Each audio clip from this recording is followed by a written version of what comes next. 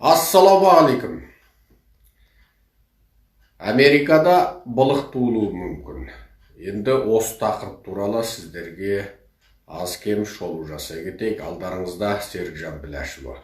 Естіп отырған болсаңыздар, бөлісіп, таратысып жіберіңіздер. Америкадағы былық, Америкадағы әділетсіз сайлауға байланысты болуы бек мүмкін.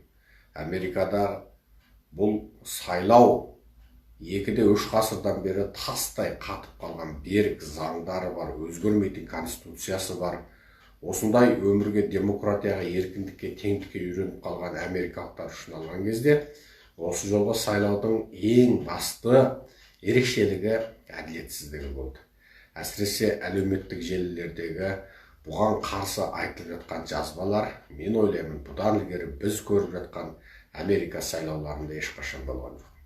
Алдарыңызда отырған мына менің өзім 2-ші сынып оқып жатқан кезімнен, Реаганның сайлауы кезінен мен Америка сайлауына көңіл бөлуші адамның бірімін. Содан бері біз Американың сайлауында осындай ұлғаусар үлкен қателік болды дегенді естіген де жоқпыз, көрген де жоқпыз.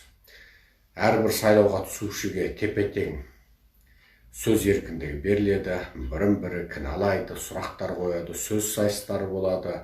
Баспасөзде екеуін тең шарпыстырып отырады. Олардың әрқайсысына ұқсас интервью беріледі. Ірі медиалар екеуінен тепе-тең сұхбат алады, екеуін қатар береді. Бір газетте бүгін анан жаз, ертең мынан жазады, немесе бір беттің қақ жартысын анан жазса, бір қақ жартысына мынан жазады. Тастай қатып қалған ереже бар, заң бар, түзім бар. Бірақ осы жолы неден жазды? Не үшін Twitter, Facebook біреуіне жан басып, біреуін шектеп отыр? Неге біреуінің сөзін барынша кең таратып, екіншісін тиіп отыр? Әлгінде ғана ағылшын тілді ақпараттардан көрдік. Осы Facebooktың егесінің мәлім бір штаттың басшысына $10 миллион ақша ұсынғаны, ол штатта бәлен-байының сайлау түйіндерін тыңнан ашу ұсыныс тастағаны, және ол штаттың бастығына бір тиісті тиын-тебен берген туралы әңгіме ағылшын тілді жазылып жатыр. Сот болып жатыр деймін. Ары қарай оқығанда жоқпын. Ал енді бұның барлығы неден білдіреді? Неге осындай әділетсіздік болды? Неге бүкіл мемлекеттік телеарна біреуін ғана айтып, екіншісін айтпайды? Неге оның эфирін үзіп тастайды? Неге әлеуметтік желіде оған мүлде әділетсіздік жасалып жатыр? Себебі Қытай компартиясы бәрін алып қойған. Трамп оның барлығын әшкерелеген бірінші адам. Енді қазір Трамп тіпті сотқа беріп қойды. Сот қашан болатыны дүйсенбіде айтылып отыр. Ал егер алда-жалда Трамптың өзі шаршадым болды деп қолын бір сілтесе, Америка халқы қайтеді.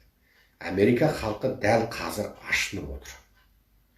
Олар Трамп үшін емес, Американың демократиялық заңы үшін, Американың демократиялық қалыптасып қалған дәстүр үшін, осы мемлекетті бүкіл адамзаттың демократиялық құндылығының шамшырағы қылып жеткізген, соған осы Американы образдаған Америка арманы деген үшін, Америкадағы заң салтанат құратын әрбір халықтың діліне, нәсіліне қарамай, дініне қарамай, түріне қарамай бұл елде тепе-тең құқылы деген үшін, әрқандай адамның ұстанымының қалай болуына қарамастан тек ол Америка азаматы болатын болса, тіпті ол адам болатын болса, оның толық құқы бар деген үшін бұл Америка болып тұрды. Өзінің елінде қағажу қақпай көрген бүкіл адам баласы Американы отаным деп білді, және оған барды пана тіледі. Ең қысқасы мына Илон Маск бүкіл жер шарының кеңістігіне 61 мың спутник шығарам деген Илон Маск, ол да сол өз отанынан қағажу қақпай көріп, түрмеге отырып Америкаға барып, бүкіл адамзатқа технологиялық жақсылық жасағалы отыр. Жасады да. Адамның қиялына кірмейтін жұмыстар істеді мысалы. Ал біз қазекең әлі алдымызда қойымыздың санын білмей, миымыз ашып отырғанда елдің баласы аспанға спутник. Ал сол Америка, енді сол бүкіл қалыптасып қалған 2-3 ғасырдан бері қалыптасып қалған бүкіл демократиялық құндылығын тас-талқан қылып отыр. Неге? Себебі бәрі Трамптың мінезіне байланысты. Себебі Қытайдың халық газетінің өзі $23 миллион ақшаны Америкадағы басылымдарға берген Трамп әшкереледі.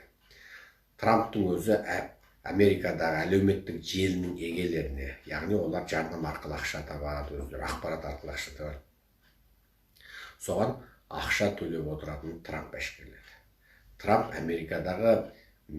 Америка Конгресі қаржыландыратын Азат Азия және Азат Еуропа радио Либертидің басшылары қытайшыл екендігін дәлелдеп жұмысынан жүліп алды.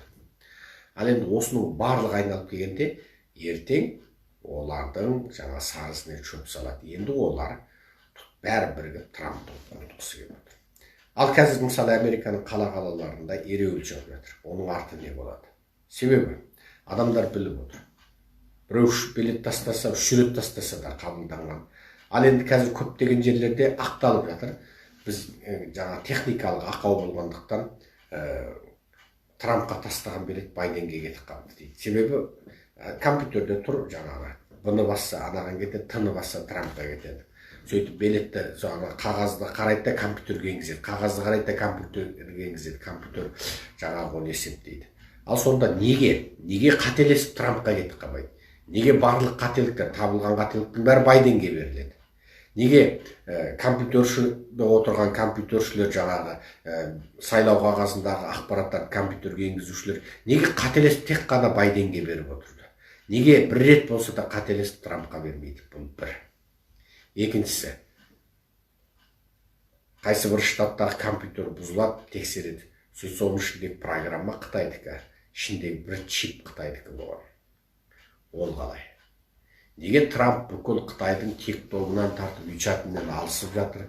Неге Қытайдың халық газетінің Америкада жарнама деп қойып, Американың басылымдарына берген орасан зор ақшасын әшкерелейді? Неге ол Америкадағы бүкіл Конфуций институттарын жапқызып жатыр? Неге ол Америкада студент болып, магистр болып, ғалым болып оқуға келген бүкіл қытайлықтардың шпиондықтарын жаңағы қарекеттеріне тыйым салып отыр? Неге ол Қытайдың бүкіл жаңағы Қытайдың газеті, халық газеті, ана газет, мына газет деген атпенен, медиа деген атпенен кіріп алып, Америкада білген істеп шпиондықпен айналысып жүрген Қытайдың мемлекеттік медиаларына жаңағы басқаша статус беріп отыр? Енді олар қалаған адаммен кезіге алмайды, Американың сыртқы істер министрінің рұқсатымен ғана кезіге алатын қылып отыр. Неге оларды foreign commission қылып отыр, мысалы шетелдік комиссия деп отыр, яғни елші сияқты дипломатиялық статус деп отыр. Себебі бұрын ол тілші, бітті, ол әкіммен, облыс әкімінде кіреді, түнде шай ішеді, ары қарай өзі біледі. Яғни тілші атаулыда шексіз билік бар. Неге тілші деген статусты алып олар тыңшы болып жүр? Осының бәрін тыйған Трамп. Неге Қытайдың тауары Америкаға 7%, 10%бен салықпен кіреді, ал Американың тауарларын 200% салық салды соны? Неге Қытайдың кедендік тауарын бір салғанда 200 миллиард, бір салғанда 200 миллиардтан салық салып отыр, 60 миллиард, 70 миллиард. Ал оның бәрін ол Америкада қарсыласты, ойбай, Американың еті Қытайға өтпей қалды, бұршақ өтпей қалды деп еді. Бүкіл ет саудагері мен бұршақ саудагеріне төлем қылып бере салды. Ал Трамптың әділетсіз сауда, Қытайдың әділетсіз саудасына соққысы сұрапыл болды. Себебі Қытайдың әділетсіз саудасының зиянын мысалы Қазақстанда көріп отыр. Қазақстан ойбай, Қытай деген нарық, етімізді, бидайымызды, ұнымызды сатып қарық боламыз деп бірде-бір қазақ әлі еті мен ұнын Қытайға өткізе алған жоқ. Неге? Қытайдың ұлттық компаниясы монополда отыр. Ол да біздегі бір мәлім, тек соған мүмкіндігі бар бір монополистпен ғана жұмыс істейді. Болды. Өзі қойған бағасын да көндіреді. Сен оны қымбат сата алмайсың. Тіпті Еуропадан арзанға сатасың. Сенің бүкіл дүниеге әйгілі, Еуропаға әйгілі ең жасыл өнім, ең химикатсыз таза өніміңді Қытай көктен алғалы отыр. Сөйтіп сенің бүкіл шекараңда Қытайдың тауары Қазақстан кіреді, Қазақстанның тауары Қытайға бармайды. Мысалы, Қазақстанның кәмпиттерін сатушылардың бәрін Қытайға тауарын енгізе алмай қалды соңғы кезде, білесіздер. Қытайдың саудасы әділетсіз. Неге Сарыарқаның төсінде Қытайдың помидоры, жергілікті өндірілген помидор 1000 теңгеден сатылғанда Қытайдың помидоры 100 теңгеден сатылады мысалға? Себебі ол алдымен сені банкрот қылу керек, сенің теплицаңды, сенің жылыжайыңды құрту керек, сосын ары қарай ол 2000 теңгеден сатады. Себебі Қытай әрбір Қазақстанға экспортталатын тауарына оның бүкіл доставкасы, яғни тасымалын мемлекет көтереді. Оның бүкіл жаңағы шекарадан экспорттаған үшін оған берілетін сыйақысын мемлекет көтереді.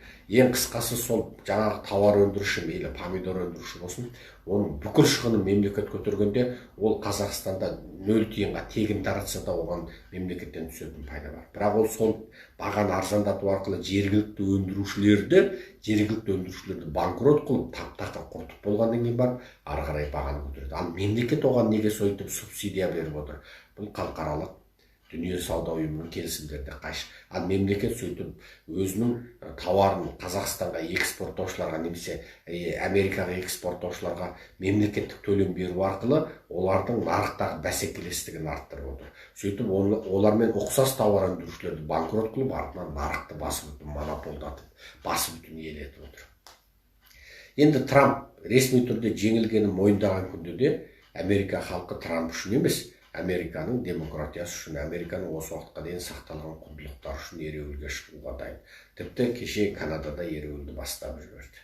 Канадада ереуіл. Болмаса Канада мүлде басқа мемлекет, мүлде басқа ел. Неге? Себебі олардың бәрі бір тілді халық, ағылшын.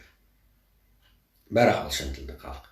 Олар үшін Америка бір көрші. Мысалы, біз Қырғызға барсақ, Өзбекке барсақ, мен мысалы Моңғолияға бардым, Қырғызға бардым, Өзбекке бардым, Қарақалпаққа бардым мысалы.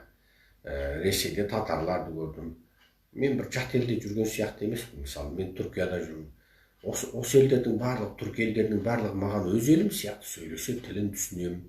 Түрі маған ұқсайды, менталитетіміз бір әзілдесек, әзіліміз жарасып тұр. Бір аға бауырымыз сияқты.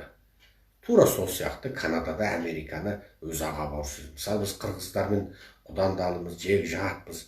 Қырғызды жат көретін қазақ бар ма? Жоқ, қазақ қырғыз бір туған дейді. Мысалы, Қарақалпақ тіпті өзіміз сияқты, татар бір туған бауырымыз сияқты мысалы. Өзбек өз ағам дейді. Түбі бір түрік аман болайық деп Түркияны жақсы көреміз, Әзербайжанға тілектеспіз мысалы. Тура сол сияқты Канада енді Америка үшін ереуілге шығып отыр. Неге? Ереуілден шошитын біз ғанамыз. А Канадада сен шаршамасаң бар 24 сағат жаңағы керметуыңды көтеріп Канаданың президентінің, премьерінің үйінің алдында тұрып ал, өз еркің.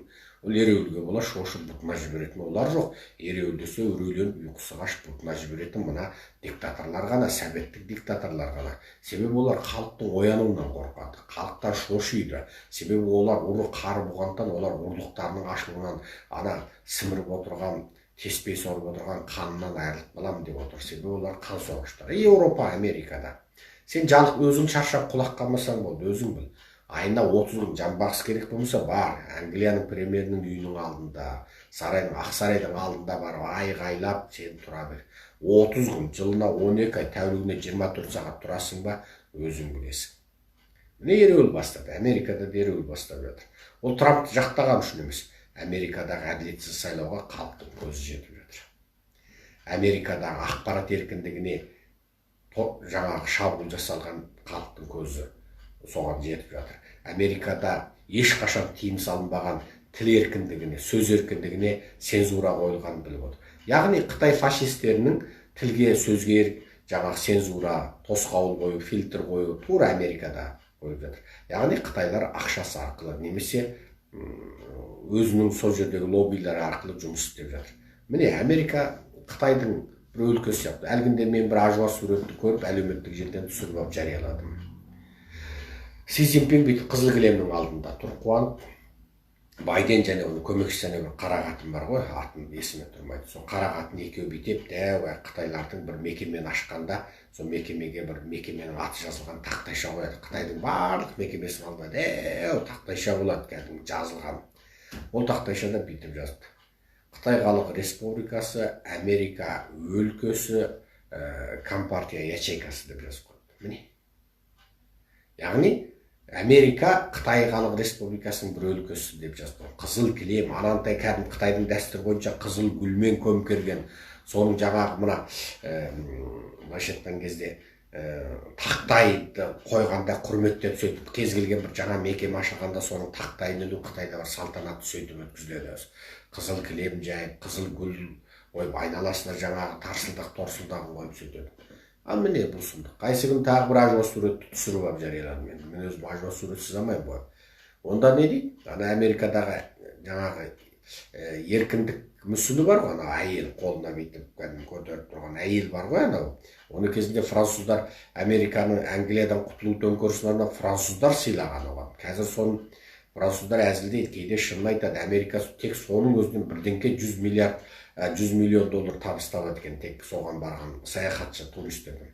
Сол әйел кәдімгі бүйтіп ала ұстап тұрған еркіндік әйкелі дейді, еркіндік мүсіні дейді. Сол еркіндік мүсіні сол әйелге кәдімгідей бүйтіп бір әйелдердің бір жамылып алатын көйлек сияқты мата, ол қып-қызыл, ана қолында бүйтіп жеріне қызыл туды шаншып қойған. Яғни Америкадағы сол еркіндік мүсінінің өзіне қызыл ту жамылып, қызыл ту ұстатып қойған. Шыны керек, Америка қызылдасып кетті. Бұл шынында қауіпті. Енді Американың халқы осының бәрін көрді. Халық бірімен бір сөйлеседі. Мың жеріне жаңа әлеуметтік желілер, солшыл болсын, мың жерінен әлеуметтік желілер, коммунизмшіл, демократшыл, сатанисттер болсын, мың жерінен олар Трампты жек көрсін, немесе мың жерінен олар Трамптың әділетшілдігіне қарсы болсын. Халық біліп отыр. Халық біліп отыр. Енді олар Трамп үшін емес, Америкадағы бәлен ғасырға жалғасқан әділеттілік үшін, Америкадағы заң салтанат құрған осы жүйені сақтап қалу үшін олар көшеге шығуы мүмкін. Яғни алда сот тағы да әділетсіз шешім шығаратын болса, Американы жарты ғасырдан бері билеп келе жатқан, қалыптасып қалған сол элита тағы да әділетсіздікке басып, тағы да жаңағы Байденді билікке әкелетін болса, Трамптың айғайынсыз ақ Американың халқы көшеге шығуы бек мүмкін. Яғни бұл үлкен бір бүкіл адамзатқа берілген бір сабақ сияқты. Ненің сабағы? Билеуші тап қалыптасып қалған, өзінің жыл орнынан жылжығысы келмейтін, және шексіз байлығы бар. Қарашы, жаңағылар әлеуметтік желінің жаңа фейсбуктер мен жаңа ту иттердің, мен оны фейсбукте жаздым, жаңа постымда ту иттер деп жаздым. Ананы жаңа без бүк деп жаздым. Әсілі без боқ деп жазуым керек еді. Сол без бүгінде ту иттерінде миллиардерлер олардың барлығы. Жаңағы телеарналардың басшылары миллиардерлер. Олардың бәрі ұйымдасқан топтар. Олардың барлығы біреусі қатыны Қытай, біреусі жаңа Қытайдан миллиардтап ақша алып отыр, біреулері жаңа Қытай жарнама береді. Тек мысалы қытайлық медиалардың, халық газеті, азаттық газеті, ана газет, мына газет, Қытай телеарнасы, олардың жарнамасы сұмдық жүреді.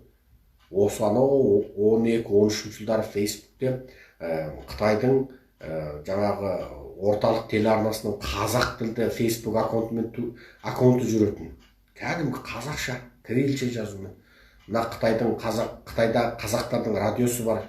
Олар деген Қытайды жәннат қып суреттейді, кириллше жазумен. Болмаса Қытайдың қазағы Ахмет Байтұрсынның әліппесін қолданады ғой, төртеш жазу. Олар тіпті кириллшені сауатты жаза алмайды. Себебі Ахмет Байтұрсынның әліппесінде «ы» мен «і» бір таңба, «о» мен «ö» бір таңба, «о» мен «ö» бір таңба, «а» мен «ә» бір таңба. Қытайдың қазақтары ырымшық деп жазып, ірімшік деп оқиды. Неге? Ахмет Байтұрсын әліппесі бойынша «к», «г», «е» деген үш жіңішке дауыссыз дыбыстың қасына келгенде дауысты дыбыстардағы жіңішке ту белгісі түсіп қалады. Мысалы, әріпбек деп жазбақшы болсаңыз, бұл жерде әріпбек дегенде әрі «к» бар, әрі «е» бар. Сондықтан «а» деген таяқша болады, кәдімгі алиф лам мим дегенде «а». Бұл жерде сіз «а»ның қасына кішкентай бір жіңішке ту белгісі дегенді қойсаңыз, ол «ә» болады. Оны алып тастасаңыз «а» болады. «о» деген болады. Оның қасына жіңішке ту қойсаңыз «о» болады. Жіңішке ту қойсаңыз «ö» болады, қоймасаңыз «о» болады. «ы» тұрады, «ға» жіңішке ту белгі қойсаңыз «і» болады. Осындай дәстүр. Енді жаңағы Арықбек деген деп жазып ал, Қытайдың қазақтары әріпбек деп оқиды. Ырымшық деп жазып ал, ірімшік деп оқиды. Ал кириллицада ірімшік бөлек, ырымшық бөлек, Арықбек бөлек, әріпбек бөлек. Сондықтан Қытайдың жаңағы радиосы мен телеарнасының, Қытай радиосы мен телеарнасының қазақ тілді фейсбук аккаунттары бар. Кейде әріптерін қате жазып қалады, мен күлем. Алғанда да бір сауатты біреуін алмадыңдар ма екен деп. Енді алатын шығар енді олар жолда. Себебі олардың Қазақстандағы лоббиларының өзі жеткілікті. Қазақстандағы бізде міне Қытайтану институтын алып болып отыр, Конфуций институты бізде қаптап құрылып отыр. Міне біз Қытайдағы қорлық көрген қазақтардың тақырыбын көтергенде бізге бір кем дегенде 10.000 қазақ қарсы мақала жазды. Әлеуметтік желіде күні түні міне осы уақытқа дейін Серікжан Біләшті жамандау жүріп жатыр. Неге? Бәрін ақша төлеп отыр, бәрі Қытайдан айлық алады. Атасының басы бір тиын алмай ешкім қаламын қозғамайды. Сондықтан олар басқа істейтін жұмыс жоқ. 24 сағат тек ата жұртты Серікжан Біләшті жамандайды. Себебі олар айлық алып отыр. Ал енді Американың бүкіл жаңа әлеуметтік желісіне жаңағы халық радиосы, Қытай телеарнасы бәрі жарнама деген анау 15-13 жылдары ашып қалсаң солардың жарнамасы. Сен оны тіпті көрінбейтін қойсаң, бір айдан кейін тағы сенің желіңнен шығып алады. Соның бәріне ақша, ағылшынша, Қытайдың телеарналары, Қытайдың газеті ағылшынша. Олар бейінде тіпті оны былайғы байқамаған ел Қытайдікі екенін ұмытып қалады. Олар отырып Еуропаның, Американың саясатына шолу жасайды. Тастай мақалалар шығады. Ол авторлар кімдер? Ағылшындар. Бірақ қожайын Қытай ақша беріп ағылшынға жаздырып отыр. Неге? Ол медианы халыққа танымал қылу керек. Халық сол медианың сараптамасын қызығып көру керек. Ақпаратты бірінші болып жазу керек. Журналистеріне тастай ақша төлейді. Неге? Ертең өзінің идеологиясын біртіндеп кіргізеді. Міне. Ал енді сол Қытайдан жарнама деп ақша алып отырғанның барлығы қазір енді Трамп жек көреді. Неге? Трамп Қытайдың жолын кесіп жатыр. Мысалы, Австралияның бір газеті әр жылы жаңағы июньнің 4-ші күні Қытайда 89 жылғы демократтардың қырғын болған күнінде бір жиналыс өткізеді екен. Былтыр алдыңғы жылдары Австралияның жаңағы газеттеріне жарнама береді екен. Сол Қытай 89 жылғы Қытайдағы қанды қырғынға байланысты осындай бас қосу болады деп жарнама береді десе, газеттер тойтарыс береді. Неге? Қытайдың жаңағы мына Алматы, Пекин, Алматы ұшыратын Нанхан деген әуе компаниясы бар. Жаңа Southern China, оңтүстік Қытай әуе компаниясы. Сол жаңа Австралияның бүкіл газетіне, бүкіл медиасына жарнама берген. Не жарнама? Қытайдың жаңа Southern China әуе компаниясына жаңағы жарнама берген. Осы компанияның билетін алыңдар, Ақкөк, ойбай, Сиднейден, Камперадан, Пекин, Сидней, Пекин, Сидней, Шанхай, Кампера, Шанхай, шыңдар билет арзан Ақкөк деген жарнама. Жарнамаға $1 миллион төлейді екен айына. Және бір қосымша шарты бар. Қытай демократтарының мақаласын жарияламайсың. Шетелде жүрген демократтардың, компартияға қарсылардың мақаласын жарияламайсың. Ал міне.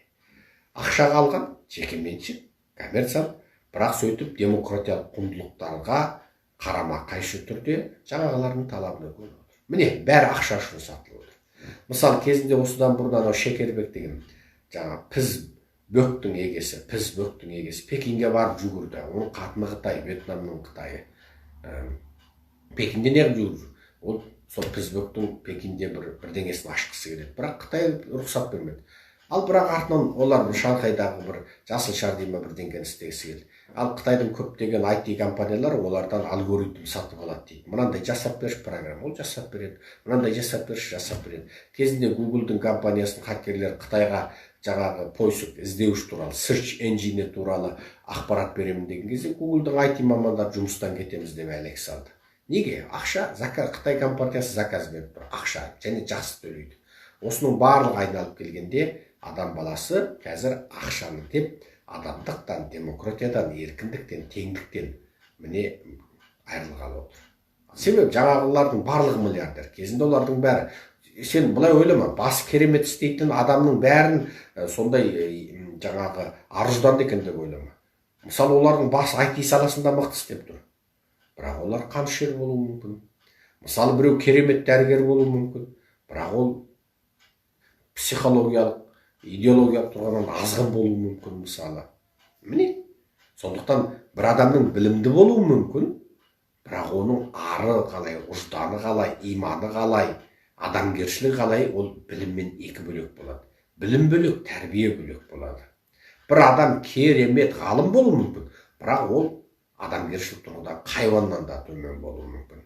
Бірақ міне қара, қазір бүкіл демократтардың, бүкіл жаңағы штат бастаған елім жерім халқым деп қаңылтыр кеудесін қаңғырлататындардың барлығының былығы ашылып жатыр. Осының барлығы нені білдіреді? Ақша сатып алып отыр. Енді қазір наразылықтар әлеуметтік желіде көп болып тұр. Біз мысалы бірде-бір баспасөзден қазір мына сайлау басталғаннан бері бірде-бір ресми баспасөзден дерек ала алмай отырмыз. Неге? Шындықты айтпайтын болды. Желімде айтпайды. Тек жеке тұлғалардың жазбаларына қарап біліп отырмыз. Жарықтық Тікебай Шалдың Facebook мен Twitter'іне қарап не болып жатқанын біліп отырмыз. Fox News'ты кешеге дейін жақсы көріп оқып едік. Кеше ол да Тікебайды сатты. Айналайын Саршалымды сатпағаны қамады. Айналасы бірақ сатты. Жалғыз қалды қазір. Шыншыл боламын деп, Қытай коммунистерімен айқасамын деп жалғыз қалды. Енді халық бәрін көріп біліп отыр. Американың халқы анау мынау емес, қазақ емес Диван Батыр. Қазақ емес, ата бабасын айтып бүгін ұмытып кететін. Қазақтар өз қызық, өзі бір қайшылықты сөзді көп айтады қазақтар. Ата бабам батыр дейді, өзі қоян, жүрек су жүрек өзі. Бірақ ата бабасын мақтайды. Қызықта бір топ көз алдың елестетші, бір топ қоян отырып, менің ата бабаларым деген арыстанның өзіне, ей арыстан тұр былай деп айтыпты десе, сенесің бе? Қоян ғой.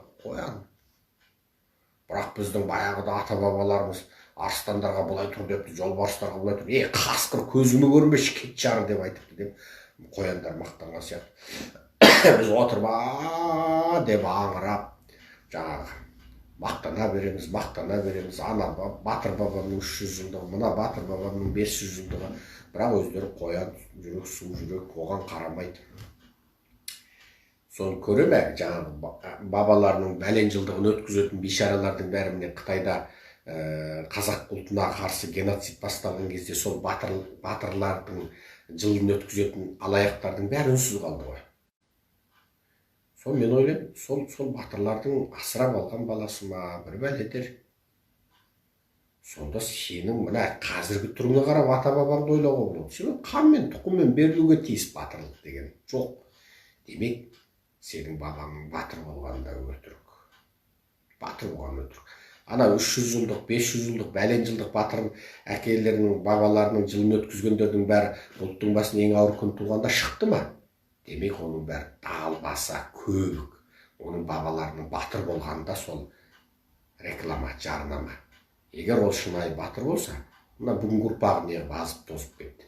Неге Қытайдың жаңағы берген ақшасына сатылып отыр? Неге Қытаймен бизнес жасап, сол Қытай берген ақша үшін Қытайға ұшып барып ұшып келгенде мәз болып жүр?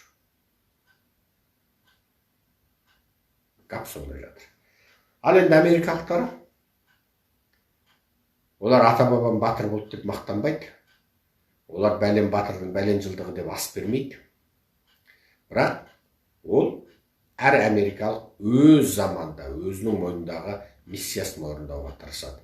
Трамп егер ресми түрде құлайтын болса, Американың ең жоғарғы соты Байденді жеңді деп Трамптың арызын кері қайтаратын болса, немесе осы жолғы Америка сайлауындағы әділетсіздіктерге көз жұма қарайтын болса, Америкада үлкен былық тууы мүмкін.